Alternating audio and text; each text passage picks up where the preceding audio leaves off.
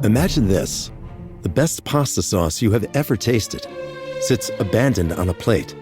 Wasted sauce. That is a tragedy. If only you had used Barilla al Bronzo pasta. Its bronze-cut texture holds your sauce and scoops up every last drop. The Italians call that scarpetta. Capture sauce the Italian way. Barilla al Bronzo. Click or tap the banner to find out more. Meta AI is the personal AI to help you with whatever you need. Plus, it meets you where you are. Not only is Meta AI now an app, but it's also on the apps you already know and love. Facebook, Instagram, WhatsApp, and Messenger. Plus the Ray-Ban Meta glasses. It's easy to access wherever you are. So whether you're talking or texting, Meta AI is convenient to use throughout your day. Experience our newest AI that's tailored to you by downloading the Meta AI app. Try the Meta AI app today on the Apple App Store and Google Play. Lights, camera, innovation. Walt Disney Studios chose advanced 5G solutions from T-Mobile for Business to transform the movie-making process. Together, we kept a remote production hub in Hawaii in sync with a team in California to bring Lilo and Stitch to theaters this summer. This is picture-perfect collaboration. This is Walt Disney Studios with T-Mobile for Business. Take your business further at T-Mobile.com/now. EVO. This series contains adult language and depictions of graphic violence. Listener discretion is advised.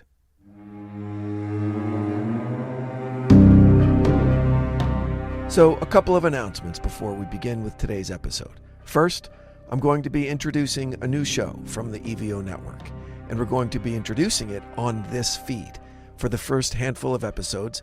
Then we hope you like it enough to go follow the show on its own feed. It's called Taboo Treasures, and I think you're going to enjoy it. And second, I'm excited to say that my work is going to be taking me to Europe this summer, starting with London next week. And when it comes to mythical beasts or the supernatural or unexplained events, Europe's history is as rich and as layered as you might expect. But we begin today with the Werewolves of London. London is a city of layers. Its history is paved in ash and soot, its bones laid bare in plagues and fire. Roman walls still sleep beneath high-rises. Pagan stones hide beneath churches. Every street corner has a ghost, every alley a secret. And beneath it all, beneath the pubs and the parks and the subway, the underground, there's something older, something hungry, something that howls when the fog rolls in. In 1996, a South London man named Michael Kent awoke to the sound of growling. He lived near Camberwell Old Cemetery, Victorian tombs hemmed in by yew trees and brambles, the kind of place foxes nest and children dare each other to run through at night. But this sound wasn't a fox. Michael opened his back door and was met by a figure. 7 feet tall, back hunched, eyes reflecting yellow in the moonlight. It was on 2 legs. Then it dropped to all 4 and vanished into the hedges. He called the police. They found nothing. But they weren't the last to hear the howl.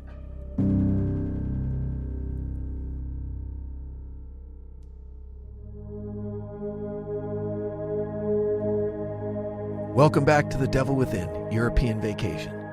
You're listening to Not Just the Werewolves of London, Part 1. Cryptid researchers began compiling the stories. South London Werewolf, the Camberwell Claw, the Cemetery Hound. Some said it was an escaped lab animal. Others claimed it was a tulpa, a thought form given shape by fear and repetition. But one file caught the eye of folklorist Dr. Charlotte Vane, an 1883 journal entry by a local vicar. It read, "The beast has returned, last seen near the plague pits. Children whisper of a man with the head of a dog. We pray nightly." A folkloric echo across more than a century. In English folklore, the black dog is an omen, a creature of smoke and shadow said to stalk graveyards and crossroads. It's called Padfoot, the Barghest, the Girt Dog. In Camberwell, the legend went further. Some said the beast could speak.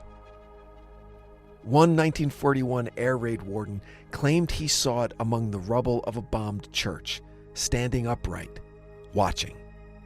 He described its coat as matted, its breath steaming in the night.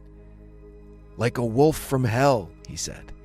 His wife insisted for the rest of her life that what he saw wasn't madness, but a guardian or a curse. Move east along the Thames and the sightings continue.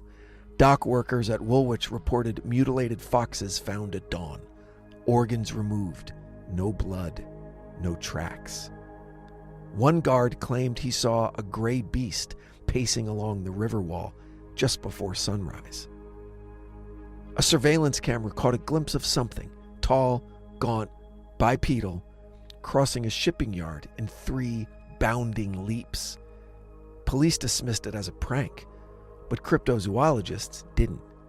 To them, this wasn't a lone monster. It was a migration. Remember, London is built on graves, plague pits, Roman catacombs, Saxon barrows, thousands of years of burial. The Camberwell sightings all traced a strange pattern, circling known burial sites and ancient ley lines. A map drawn by occultist Austin Osman Spare in 1922 marked the same areas, what he called places where the veil is thinnest. And at the center of one spiral, a long sealed crypt beneath Nunhead. Access blocked since 1908.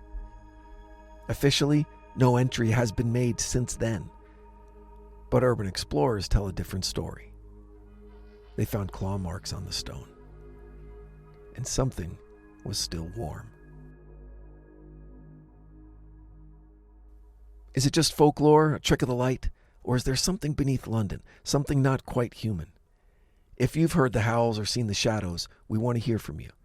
Email us at info@evocreative.com or follow us at The Devil Within Pod on Instagram. And make sure you subscribe to The Devil Within wherever you get your podcasts. Because monsters are real, and some of them walk among us. In the shadow of gaslights and top hats, London bred a fear it couldn't explain. Not a man, not a ghost, but something that leapt from rooftop to rooftop, breathing fire, eyes aglow with malevolence. He wasn't a legend from the past. He was reported over and over, by name, Spring-Heeled Jack. 1837, Battersea, South London. Mary Stevens was walking to Lavender Hill when a cloaked figure leapt out from an alley and grabbed her. His hands were like claws, cold, metallic. His breath fetid. She screamed. He fled, bounding over a 12-foot wall in a single, impossible leap. The newspapers called it a prank, a rogue nobleman, a lunatic, until it happened again and again. Jane Alsop's story changed everything. In 1838, she answered a knock at her East London door. The man claimed to be a police officer. He shouted, "Bring a light! We've caught Spring-Heeled Jack!" She fetched a candle. That's when he turned. He wore a long coat and a tight white suit that clung to his frame like armor. He opened his mouth, and flames shot from it. He tore at her gown with iron claws before neighbors heard her screams. He fled with a leap over the gate, 15 feet in a single bound. The police opened an investigation. Sketches were circulated, rewards were posted, and still, Spring-Heeled Jack appeared. At Hammersmith, at Clapham Common, on the rooftops of Limehouse, always leaping, always disappearing. Theories ranged from acrobatics to steampunk contraptions, springs in his boots, a gas system in his chest. But no suspect was ever charged. He was uncatchable, unknowable, and unreal. Jack became a sensation. Penny Dreadfuls, stage plays, ballads. He was the Joker of Victorian London, laughing and leaping, terrorizing women, and mocking the police. But with every retelling, he changed. He became less man and became more monster. Some said he had bat wings, others a devil's tail. One report even claimed he could disappear in a puff of smoke, or that maybe he was a werewolf. His myth infected the minds of children. Schoolgirls fainted at the thought of him. Mothers locked their door and clutched crucifixes. And the sightings didn't stop. They just moved. Jack was last seen in 1904, outside an army barracks in Aldershot. A sentry fired his rifle. Jack didn't flinch. He just disappeared into the trees with one bound. And then, silence. But even today, the legend breathes. Graffiti in Clapham, Reddit threads, TikToks of glowing figures caught on London surveillance cameras. Some cryptid hunters believe Spring Hill Jack wasn't human at all, but something paranormal, something summoned, or maybe even something unleashed. Because every era has its monster, and every city has a shadow that leaps just out of reach.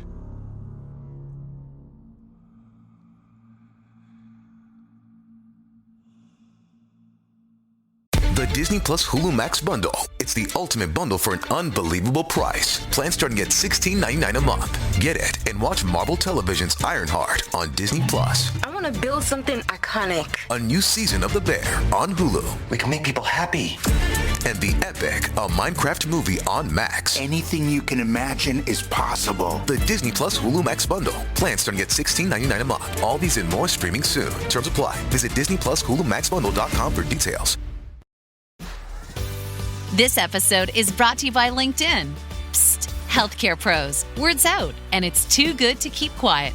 Look, LinkedIn is revolutionizing job hunting, making it possible to search by specialty, shift preference, and salary. Endless scrolling is out. Whether it's a mental health therapist or dental hygienist, finding the perfect role is faster and easier than ever. Head to linkedin.com/healthcare and start your search today. Hi, welcome to IKEA. This is my college campus. Correct, but I see you're on IKEA.com ordering some college items. My daughter's room is pretty bare. We need a lamp, some comfy pillows, her favorite stuffy. Dad! With pickup options, we've got what you need to conveniently order IKEA. Literally anywhere. Sweet. More time for gaming. And studying. Wait, where are you going now? Got to show the ultimate Frisbee team how easy it is to order from IKEA. Get IKEA whenever, wherever, however you want. Choose from thousands of pickup locations, affordable delivery options, and more. What makes a great pair of glasses? At Warby Parker, it's all the invisible extras without the extra cost. Their designer quality frames start at $95, including prescription lenses, plus scratch-resistant, smudge-resistant, and anti-reflective coatings, and UV protection, and free adjustments for life. To find your next pair of glasses, sunglasses, or contact lenses, or to find the Warby Parker store nearest you, head over to warbyparker.com. That's warbyparker.com. Most cemeteries are quiet. Highgate is not.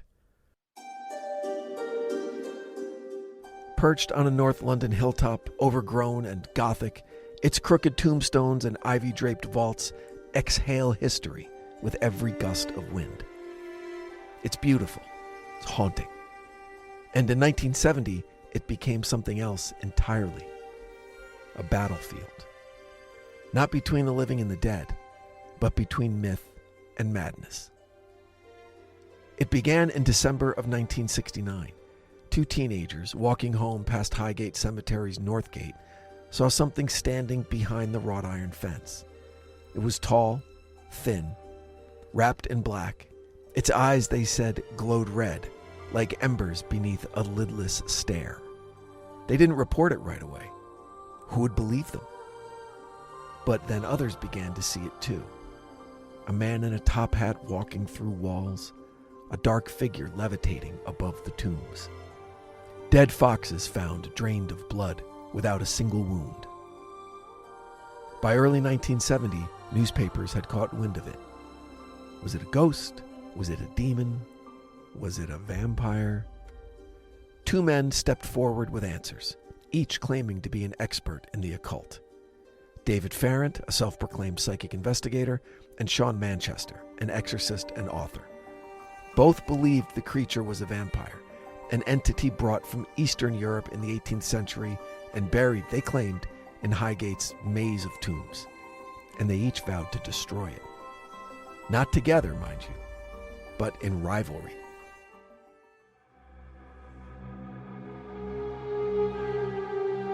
On March 13, 1970, the Evening News published a front-page story.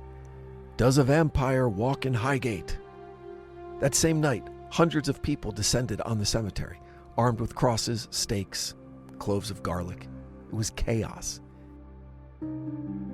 Teenagers broke into mausoleums, paranormal thrill-seekers lit candles on coffins, crypts were vandalized, bones disturbed.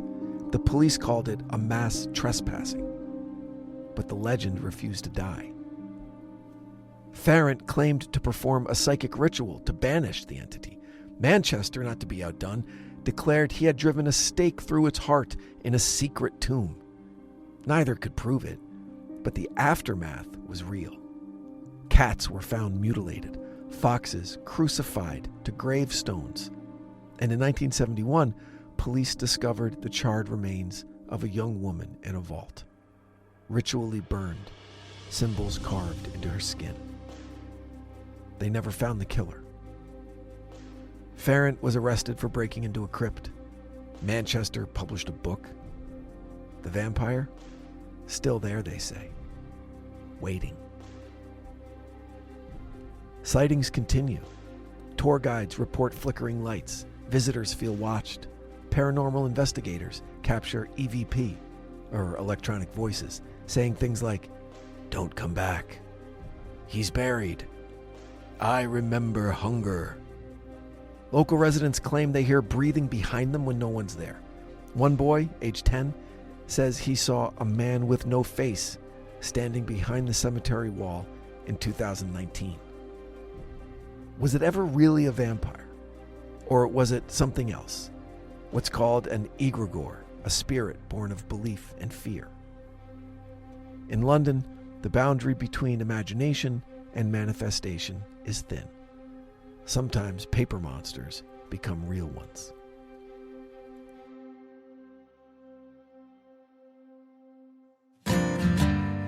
If you've ever walked Highgate's crooked paths and felt that shiver crawl up your spine, tell us your story. We'd love to hear it, because legends never rest. The Devil Within is an EVO production, recorded live at Bel Air Studios in Los Angeles, California. For The Devil Within, I'm your host, Brandon Morgan.